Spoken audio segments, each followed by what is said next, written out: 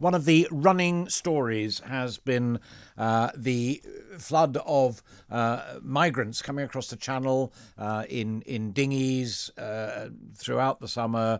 There's been a steady stream. It hasn't particularly shot up until such time as the weather got better. It's caused an absolute outcry amongst folk, and Priti Patel has attempted to get tough on it, and then she gets shot at for it, and other people try to get tough on it, and then are accused of being unpleasant, and equally many other folks say, come on, sort it out, it's not that difficult. Well, surprise, surprise, British lawmakers, members of Parliament, have launched an inquiry following increasing numbers of migrants attempting to cross the Channel between France, Belgium, Netherlands and, of course, the UK in small boats. Joining me now is Benjamin Loughnane from Migration Watch UK.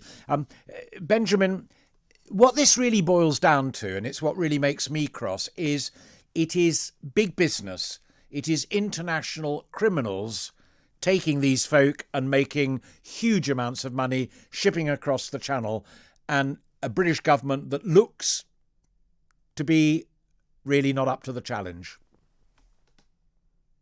Yeah, it's human trafficking is at the heart of this entire thing. If you look at the figures, they'll have made around 25 million over the course of the summer, just in the English Channel alone. Now, all of that money is going into criminal activities of other kinds, very nefarious behaviour across the Channel as well as in the UK. So we're not helping anyone by facilitating this. And the more we incentivise people to make these crossings, the more we feed this industry. What do you mean incentivise it?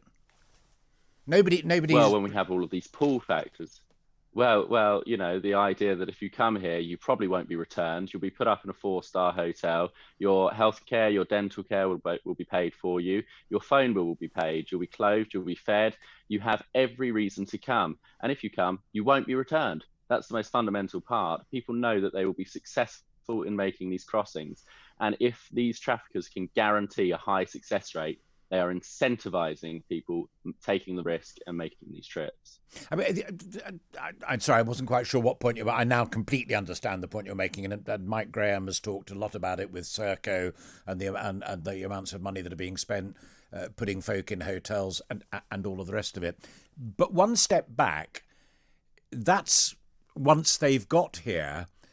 What I don't understand, and I've read everything that Priti Patel's been saying about it, is the buck passing that appears to be going on the other side of the Channel, all the way through to Syria, Iraq, or wherever they're coming from. Well, I think that fundamentally comes down to the fact that at every point where people are in transit, as it were, people want them to continue moving on. So the French want them to come to the UK because then it's not their problem anymore. I mean, literally, move down the bus, please. Move down the bus, and the seat at the end of the bus is the United Kingdom. Well, exactly. It is sort of pass the parcel at the moment. Okay, well, here's catch-22 then. If that's the case, what can Priti Patel and Her Majesty's government do about it? Because we don't pass laws for what happens in Greece or Italy or Lampedusa or France or Switzerland. We only pass laws for the United Kingdom, and we're out of the European Union, so we don't even have a say in that.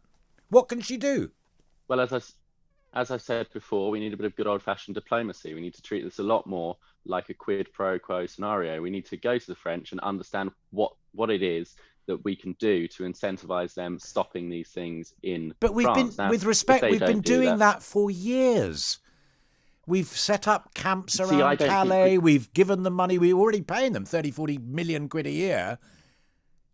I mean, exactly, and that's my point. We're going about it the wrong way. We're going over there for PR sort of campaigns, photo shoots in France with opposite numbers, and we're injecting money into France, but we're not actually doing anything proactive to ensure this. Now, there are plenty of diplomatic measures you can take to get other countries to cooperate, and so that you can say, okay, well, we're doing this for you. Okay, so can you give us something back? Or give me. I'm going to appoint you for the next 40 seconds, Foreign Secretary. Tell me what you would say tomorrow to your opposite number in Paris or in Bonn or wherever. The two things that you've got here, I've got these diplomatic weapons. What are they? Okay. at the moment, we provide RAF support to France. We secure their airspace. So I'd say to the Interior Minister in France, if you don't help us to protect our borders, we won't continue to help you to protect yours. So we'll withdraw our RAF support until such a time as you continue, until you stop people from getting on boats, leaving your shores and coming to Britain. That would be the main thing. I'd say we're providing you border security, you provide us a bit of border security in return. The second thing is any financial support that we've been offering France over the past 5, 10, 15 years, withdraw, freeze, say we're going to stop this until such a time as you can get a handle on your own borders, people leaving your own country. And by doing that, taking away the financial support that we offer and the military support that we offer, I think very quickly they would solve this issue because they would miss those things. But and the RAF would still be up there because they're protecting our borders as well. So what you're really saying is we're not going to tell you what we see.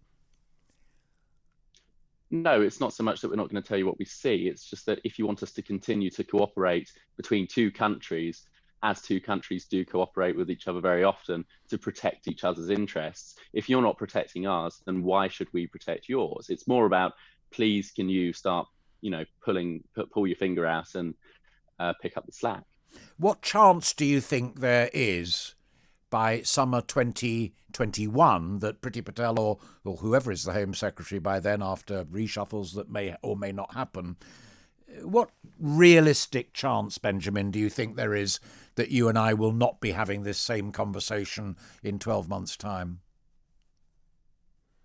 Well, with the government as it currently is, I don't think there's a very high chance.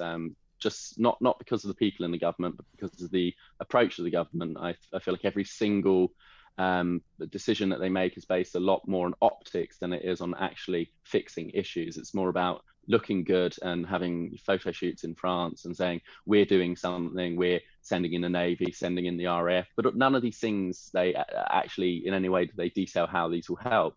And if you actually look at what the causes are of this, huge problem on our border, it's actually a lot more to do with the law. It's to do with the Dublin Agreement. It's to do with the with Blair's 1999 immigration laws. It's to do the things which we need to change on a legal basis, rather than big campaigns of we're sending in the Navy and we're sending in the RAF, sure, who can't do anything because the law is the same for them as it is for the border force. All right, Benjamin Loughnane, thank you so much. That's Benjamin there from Migration Watch.